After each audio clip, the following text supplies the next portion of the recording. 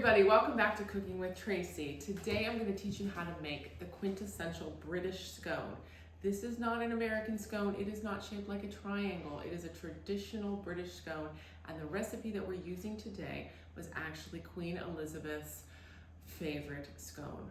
R.I.P. Elizabeth, we miss you. So in this bowl, which is my traditional British baking bowl that I brought back when I lived in London, is 500 grams of all-purpose flour, 38 grams, also known as 2 tablespoons plus 2 teaspoons of baking powder, 100 grams of sugar. You take a wooden spoon or whisk and you're going to make sure that everything is combined. Also in that baking powder, I had put a pinch of salt. In cooking, there's 3 kinds of salt.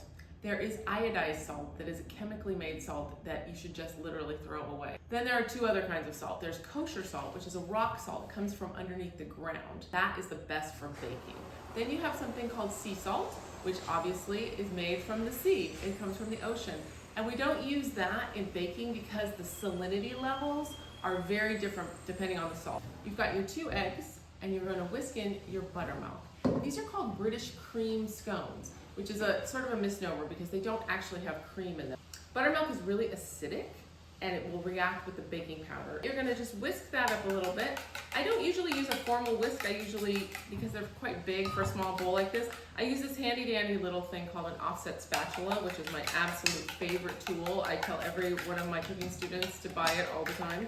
Another thing you can use, obviously, is a fork, and that's what most people have on hand if you don't have one of these handy things or a whisk. I had this bowl of butter that I chopped into small pieces and I put it into the freezer to get it nice and cold.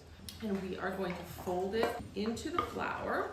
And then once you have it coated with flour, you're gonna go with your hands and you're gonna take each chunk of butter and push it down till it's flat and rub it.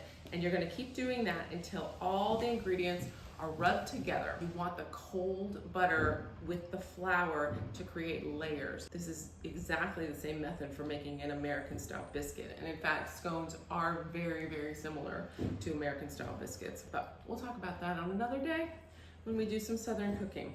You wanna make sure that you are keeping your scones or your cookies or whatever it is separated nicely. So there's plenty of airflow around this. Now, here comes the fun and tricky part. People always have a really hard time with egg wash. You want to take a little strainer and you pour it into the strainer and then you immediately put it back into the bowl and you let it strain out.